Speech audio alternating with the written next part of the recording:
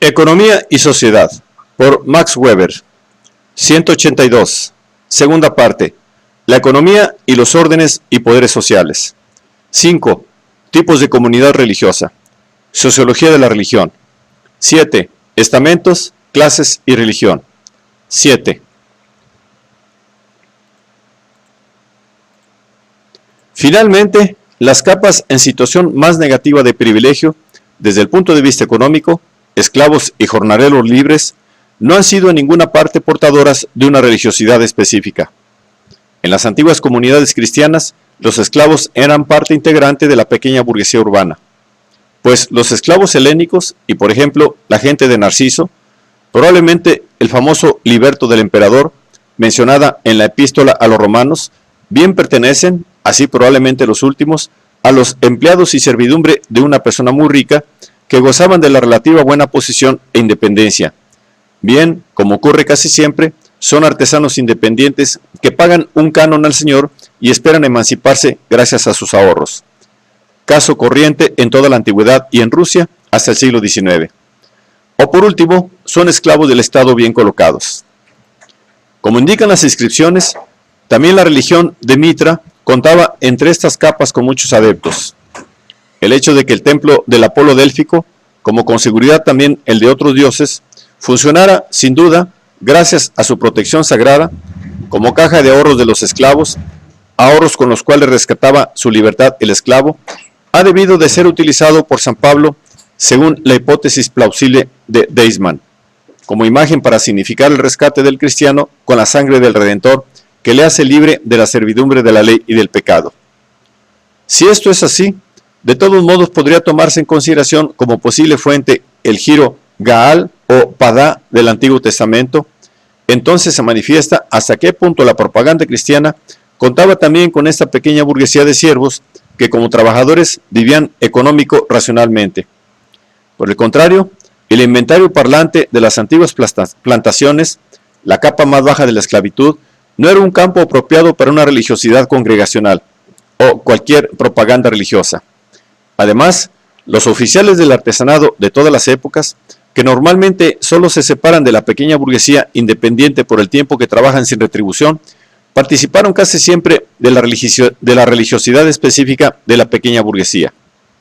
Sin duda, muy a menudo con una tendencia todavía más acentuada hacia una religiosidad no oficial de secta, para cuyas formas más varias ofreció pronto la última capa urbana trabajadora, que en su lucha con la indigencia, las oscilaciones del precio del pan y la incertidumbre del sustento, se veía abocada al socorro fraternal, el campo más fértil. Las numerosas comunidades secretas o medio toleradas de pobres gentes, con su religiosidad congregacional ya revolucionaria, ya comunista pacifista, ya ético-racional, comprenden por regla general también a la capa de modestos artesanos y a los oficiales, sobre todo por la razón técnica de que los operarios ambulantes son los apóstoles natos de toda fe congregacional de masas. Ilustra suficientemente este fenómeno la inaudita rapidez de expansión del cristianismo en pocos decenios a través de la enorme distancia de Oriente hasta Roma.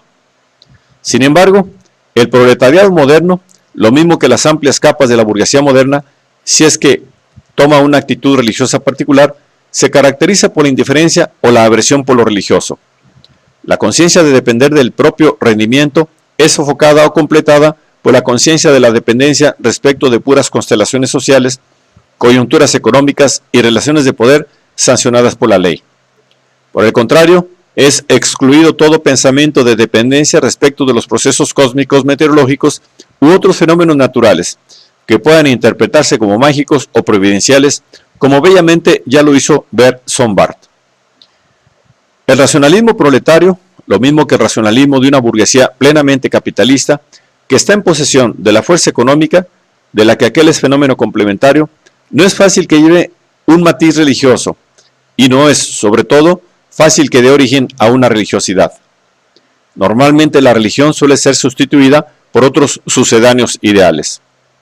Las capas más bajas del proletariado, las más inestables desde el punto de vista económico, de muy difícil acceso a las concepciones racionales, y las capas de la pequeña burguesía en decadencia proletaroide o en constante indigencia y amenazadas de proletarización, son fácil presa de misiones religiosas, pero de misiones religiosas sobre todo de forma mágica o, si la auténtica magia ha sido extirpada, de tal carácter que ofrece sucedáneos de la santificación mágico-orgiástica. Así, por ejemplo, las orgías soterológicas de tipo metodista, como las organizadas por el Ejército de Salvación. Sin duda que sobre este suelo es más fácil que prosperen los elementos emotivos que no los racionales de una ética religiosa. Y en todo caso, jamás la religiosidad ética constituye en estos casos su principal alimento. Solo en un sentido limitado existe una religiosidad específica de clase de las capas negativamente privilegiadas. En cuanto en una religión el contenido de las reclamaciones políticos-sociales está fundamentado como cosa querida por Dios, nos encontramos con un problema que nos ocupará al hablar de la ética y del derecho natural. Por lo que respecta al carácter de la religiosidad en cuanto tal, se comprende sin más que la necesidad de redención, en el sentido más amplio de la palabra, encuentre en las capas en situación negativa de privilegio uno de sus lugares naturales, aunque no el único ni siquiera el principal, mientras que es algo lejano para las capas satisfechas, positivamente privilegiadas, por lo menos la de los guerreros, burócratas y la plutocracia.